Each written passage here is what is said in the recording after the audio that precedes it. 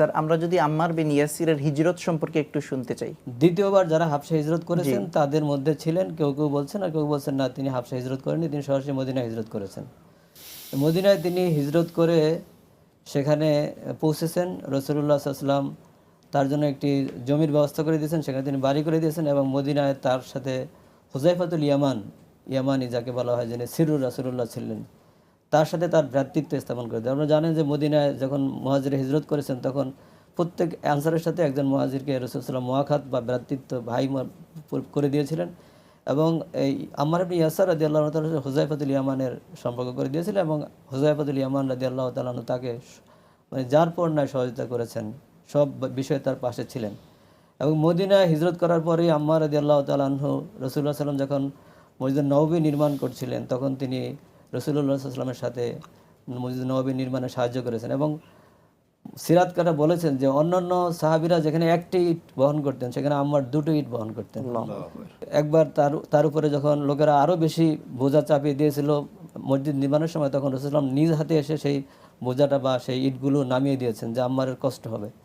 এরপরে রাসূলুল্লাহ সাল্লাল্লাহু আলাইহি ওয়াসাল্লাম পাশ দিয়ে সে যাচ্ছে, তার মাথায় ধুলাবালি, রাসূল তার মাথায় হাত দিয়ে তার ধুলাবালি ঝেড়ে দিলেন এবং বললেন যে এই আম্মার আফসোস তাকে একদল বিদ্রোহী হত্যা করবে।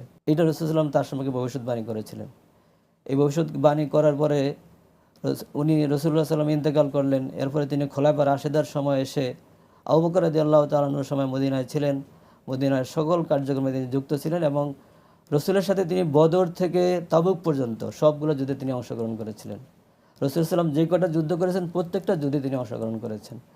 ইভেন আবু বকর রাদিয়াল্লাহু তাআলার সময় তিনি ইয়ামামার যুদ্ধে অংশগ্রহণ করেছেন এবং সেখানে তার একটি কান কেটে গিয়েছিল, কান কেটে গিয়ে কানটি পড়ে গিয়েছিল। তিনি খুশি হয়েছেন যে তার একটি কান আল্লাহর রাস্তায় শহীদ হয়েছে বা জান্নাত লাভের একটা মাধ্যম তিনি লাভ করতে পেরেছেন। এবং তিনি ওমর রাদিয়াল্লাহু আনহুর সময় ওমর রাদিয়াল্লাহু তাআলা তাকে কুফার ওয়ালি নিযুক্ত করলেন এবং তিনি সেখানে কুফায় গিয়ে 1 বছর 9 মাস সেখানে তিনি গভর্নর হিসাবে খুব সুন্দরভাবে দায়িত্ব পালন করলেন। বসরার একটা জায়গা, সেটি বসরার লোকরা বসরায় রাখতে চেয়েছিল আর কুফার লোকরা কুফার সাথে যুক্ত করতে চেয়েছিল। তার সময় জায়গাটি বিজয়িত হয়েছিল।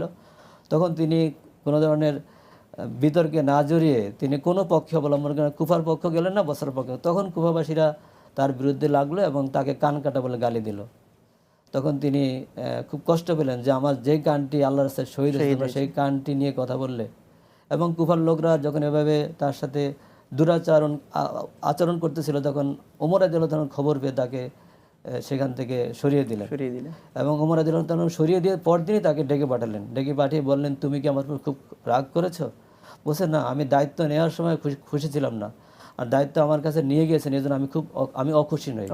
মানে আমি দায়িত্ব নিতেও চাই না, তো যদি আপনি দিয়েছেন সেটা আমি পালন করেছি, এখন আমার কাছ থেকে দায়িত্ব চলে গেছে তো আমি অখুশি নেই, বরং আমি খুশি আছি। তো এটি তাদের যে মন, তাদের ক্ষমতার প্রতি তাদের কোনো আগ্রহ ছিল না। এবং দায়িত্ব থাকা অবস্থায় তিনি মাটিতে শুইতেন, কোনো রকম আড়ম্বর তার জীবনে ছিল না, খুব সিম্পল জীবন যাপন করতেন। এবং কুফার লোকরা বলেছে যে তিনি কুফার বাজার থেকে নিজে বাজার করতেন, নিজের পিঠে বাজার বহন করে বাড়িতে নিয়ে যেতেন। এবং একজন বলছেন যে একবার আমি দেখেছি তিনি কিছু শশা কিনেছেন এবং শশাগুলো তিনি বেঁধে তার কাঁধে নিয়ে তিনি বাড়িতে চলে গিয়েছেন। এইভাবে তিনি মানে কুফার গভর্নর হয়েও ওয়ালি হয়েও খুব সাদামাটা জীবন যাপন করেছেন এবং তিনি ইসলামের জন্য তার জীবনটাকে বিলিয়ে দিয়েছেন। এবং পরবর্তীতেও তিনি অনেক যুদ্ধে অংশগ্রহণ করেছিলেন, বিশেষ করে আলী রাদিয়াল্লাহু তাআলার সময় যে আলী মুআবিয়ার সাথে যে যুদ্ধ হয়েছে ওসমান হত্যার প্রতিশোধ নিয়ে, সেখানে তিনি আলীর পক্ষ অবলম্বন করেছেন। এবং আলীর পক্ষে থাকার কারণে মুআবিয়ার পক্ষের লোকেরা, বিশেষ করে তালহা জুবায়ের, তারা দুজন মুআবিয়ার পক্ষে ছিলেন। কিন্তু যখন দেখলেন যে আম্মার আলীর পক্ষে, তখন হযরত জুবায়ের রাদিয়াল্লাহু তাআলা পক্ষ ত্যাগ করলেন। যে রাসূল বলেছেন 20 বছর আগে যে আম্মার কি বিদ্রোহীরা হত্যা করে, তাহলে আম্মার যেই পথে আছে সেটাই হক পথ। এই জন্য জুবায়ের রাদিয়াল্লাহু তাআলা তিনি মুআবিয়ার পক্ষ ত্যাগ করলেন এবং পরবর্তীতে আলী রাদিয়াল্লাহু তাআলা জয় হলেন।